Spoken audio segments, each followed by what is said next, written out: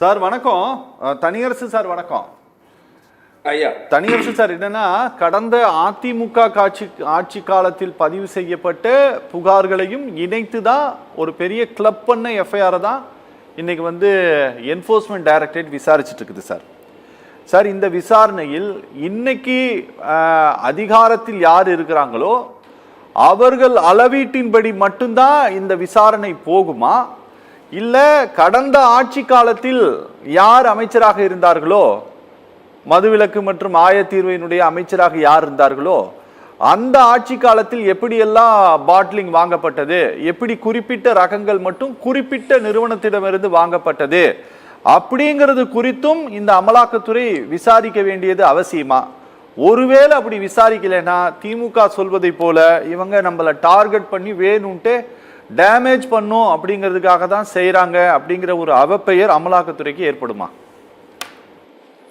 இல்ல, அமலாக்க பிரிவுக்கு அவப்பெயர் வந்துருங்கிறதுனால அமலாக்க பிரிவு ஒன்று அதுக்காக ஐயோ நமக்கு மானம் போயிடும் மரியாதை போயிடும்ங்கிறலாம் கூச்சப்படுற அளவுக்கெல்லாம் அப்படியான அமலாக்க பிரிவு மோடியோட அமித்ஷாவோட அமலாக்க பிரிவு அப்படி இல்லை. அது பாரம்பரியமிக்க பெரிய சோனியா காந்தி அம்மா, ராகுல் காந்தி ஐயாவுடைய குடும்பம் நேஷனல் ஹெரால்டு வழக்கில் 700 கோடி ரூபாயை பறிமுதல் பண்ணி மொத்த சொத்தையும் காங்கிரஸ் ஒரு பைசா ஒரு ஒரு ஒரு ஒரு ரூபாய் எடுக்க முடியாத அளவுக்கு ஒரு பிரதான எதிர்கட்சி காங்கிரஸையே முடக்கி வச்சிருக்கிற ஒரே இடி வருமான வரித்துறை மோடி ஐயாவுடையது. அப்போ நீங்கள் ஒரு பிரதான கட்சி காங்கிரஸ் இல்லாத இந்தியான்னு சொல்லிச்சு, கிட்டத்தட்ட இப்போ அந்த வேலையை முடிச்சு வச்சிருக்கு. இந்தியா கூட்டணியில் இப்போ நம்மெல்லாம் இல்லைன்னா, தென் மாநிலம் இல்லைன்னா இன்னைக்கு காங்கிரஸ் உண்மையிலேயே இல்லாமல் போயிருக்கு. அதே மாதிரி நீங்கள் நம்ம ஐயா இப்போ மதியோடு இருக்கிறோம், அதெல்லாம் நீங்கள் கடந்த நடத்துற காலமெல்லாம் இங்க போயிருச்சு. இப்ப நீங்க ஏற்கனவே அரவிந்த் கெஜ்ரிவால நீங்க கைது செய்யப்பட்டா, மணிஷ் சிசோடியா கைது செய்யப்பட்டா, அதை மொத்த அமைச்சரவையும் சட்டமன்ற உறுப்பினர்கள் வரைக்கும், நீங்க நாடாளுமன்ற உறுப்பினர்கள் வரைக்கும் பட்டியலுக்கு கைது செய்து சிறையில் அனுப்பிவிட்டு தேர்தல் வருகிற பொழுது கூட நீங்க நீதிமன்றத்துக்கு போனீங்கன்னா நீதிமன்றமும் இடி அல்லது மத்திய அரசினுடைய விருப்பத்திற்கு மாறாக பிணை கொடுக்காது. மீறி பிணை கொடுத்த என்ன சொல்லுது தெரியுமா? நீ வெளியே போய் அரசியல் பண்ணக்கூடாது, தேர்தல் பிரச்சாரம் பண்ணக்கூடாது, தலைமைச் செயலகத்துக்கு போகக்கூடாது. இதுதான் இப்போ நீங்கள் இன்னைக்கு வெறும் இடி, வெறும் மத்திய அரசாங்கம், வெறும் சிறை மட்டும் இல்லையா, நீ சிறையிலிட்டு, அதாவது நீ வீட்டுக்கு போறியா கோட்டைக்கு போறியான்னு கேட்பாங்க. யார்? நீதிமன்றம். ஐயா நான் வீட்டுக்கு போயிறேன்னு சொன்னா விட்டுருவாங்க. அப்ப பாஜகவுடைய அஜெண்டாவே என்னன்னா, நீ கட்சி நடத்தாத, நீ போய் ஒழுக்கமா சம்பாரிச்சு பணத்தை வச்சுக்கிட்டு நீங்க ஊட்டிக்கு போ, கொடைக்கானலுக்கு போ, அரசியல் பண்ணாதேன்னு சொல்றாங்க. நீதிமன்றமும் நீ அரசியல் பண்ணுவியான்னு கேட்பாங்க. ஐயா நாங்க அரசியல் பண்ணலையா, வீட்டுக்கே போயிடறோம்னு சொன்னா சரி ஓடி போயிருந்து சொல்லிடுவாங்க. சிதம்பரம் ஐயான்னு ஒருத்தர் இருந்தாரு, மத்திய உள்துறை அமைச்சராக தான் இருந்தாரு, நிதியமைச்சராக இருந்தாரு, மிகப்பெரிய அறிவாளி. இப்ப எங்க போனாரு? அரசியல் இருந்து வெளியே போனாரு. ஒரே இதுதான், அவரையவே நீங்க மதுளேறு எட்டி குதிச்சு ஒரு 4 பேர் அதிகாரியை அவ்வளவு பெரிய அரச குடும்பத்தை சேர்ந்த சிதம்பரத்தையே சும்மா ஒரு சாதாரண ரொம்ப மோசமான குற்றவாளியை போல டெல்லியில் கைது பண்ணிட்டு போனாங்க. அவங்க துணைவியார் மிகப்பெரிய நளினி சிதம்பரம் பெரிய வழக்கறிஞர், அவர் மேல வழக்கு, கார்த்தி சிதம்பரத்து மேல வழக்கு. இன்னைக்கு அந்த குடும்பம் அமைதியா இருக்கு. அப்படின்னா நீங்க இந்தியாவில் எந்த குடும்பத்தையும் விடாது. நீங்க சென்னை சென்னை உயர் நீதிமன்றத்தினுடைய தலைமை நீதிபதியா இருந்த ரமாணி அம்மா தலைமை நீதிபதியை நீங்க அவங்க ராஜினாமா பண்ணிட்டு போனாங்க. நம்ம யாராவது விவாதிச்சோமா? அதுல வெறும் ஒரு அபார்ட்மெண்ட் 50 லட்சம் ரூபாய்க்கு வாங்கினாங்கன்னு சொல்லிட்டு சிபிஐ இடியோ ரைடு போறாங்க. அந்த அம்மா நன்றி வணக்கம்ட்டு இன்னைக்கு வரைக்கும் மகாராஷ்டிராவை சேர்ந்த அவ்வளவு மிகச்சிறந்த நீதிபதி வெளியே போயிட்டாங்க. அப்படின்னா நீங்க நீதிபதிகளே பயப்படுறாங்க இன்னைக்கு மத்திய மோடி அரசாங்கத்தை பார்த்து.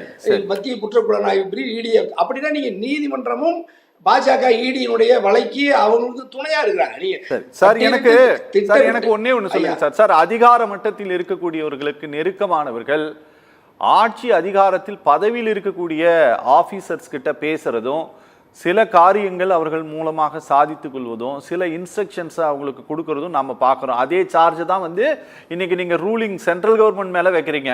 இன்னைக்கு கவர்மெண்ட்டை இயக்குவதே ஆர்எஸ்எஸ் தான் சொல்றீங்க.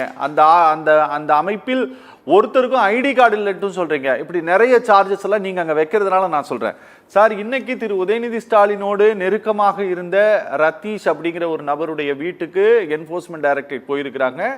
அந்த வீட்டுக்கு சீல் வைத்திருக்கிறார்கள். நீங்க வெளியில கிடந்த சில ஆவணங்கள் எல்லாம் அவருடைய வாட்ஸ்அப் உரையாடல்கள் அப்படிங்கிற அடிப்படையில் விசாரணை நடந்துட்டு இருக்கு.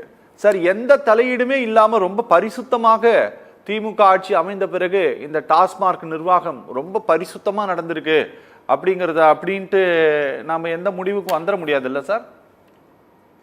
டாஸ்மார்க் மட்டுமல்லையா, எல்லா துறையிலையும் முறைகேடு நடக்கலைன்னு நம்ம சொல்லவே முடியாது. ஓகே. முறைகேடு நடக்கலைன்னா யாரும் அரசியலுக்கே வரமாட்டாங்க, சட்டமன்ற உறுப்பினராக போட்டியிட மாட்டாங்க, அமைச்சராக மாட்டாங்க, சரி. கட்சியே ஆரம்பிக்க மாட்டாங்க, பொது வாழ்க்கைக்கே வர மாட்டாங்க. சரி. அப்படின்னா நீங்க ஊழல் அதுல ஒரு ஆதாயம் இருக்குதுங்கிறதுனாலதான் இன்னைக்கு நம்ம நாட்டுல எல்லாரும் அரசியலுக்கு வர்றாங்க, சட்டமன்ற மக்கள் பிரதிநிதிகள வர்றாங்க, அவர்கள் முறைகேடுகளில் ஈடுபடுறாங்க, அதன் மூலமாக வசதி வாய்ப்புகளை பெருக்குகிறார்கள் என்கிறதுல 100 விழுக்காடு நம்ம ஏத்துக்கிறோம். அதுக்கு காரணம் யாரெல்லாம் ஊழல் செய்து பெரும் பணக்காரர்கள் ஆகிறார்களோ அவரையே மக்கள் அவர்களை மட்டுமே தேர்ந்தெடுக்கிற வாக்காளர்கள் தொகுப்பு நாட்டுல விரிவடைஞ்சு போனதுதான் இன்னும் பெரிய கொடுமை. முதல்ல நீங்க ஊழல் செய்தால் வாக்காளர்கள் நாட்டு மக்கள் தண்டிப்பார்கள்.